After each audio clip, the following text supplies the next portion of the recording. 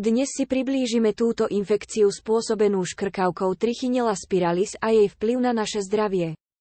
Trichínlóza sa začína jednoduchým činom, konzumáciou surového alebo nedostatočne tepelne upraveného kontaminovaného mäsa, čím sa rozpútajú príznaky, ako sú hnačka, krče v bruchu, bolesti svalov a horúčka.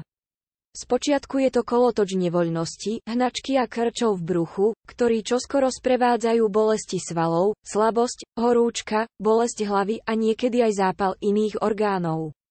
O niekoľko týždňov neskôr nasleduje rozhodujúci krok na ceste, krvný test na zistenie protilátok proti trichínle pre potvrdenie diagnózy.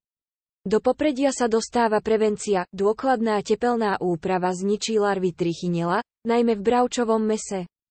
V prípade invázie sa používajú antiparazitné lieky, ako je albendazol, ktoré eliminujú dospelé červy v čreve, hoci larvy vo svaloch pretrvávajú.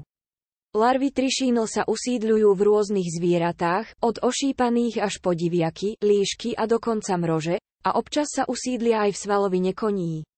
Prehlbenie životného cyklu, od trávenia kýst v črevách až po putovanie láriev lymfatickými cievami a krvným obehom, prienik do svalov.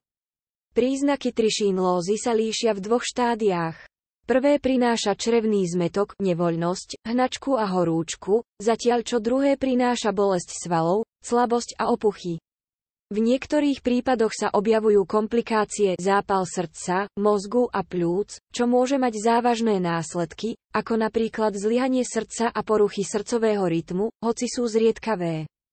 Diagnóza sa stanoví na základe krvných testov, ktoré odhalia protilátky proti trichinellám niekoľko týždňov po objavení sa príznakov, doplnené zvýšenou hladinou eozinofilov.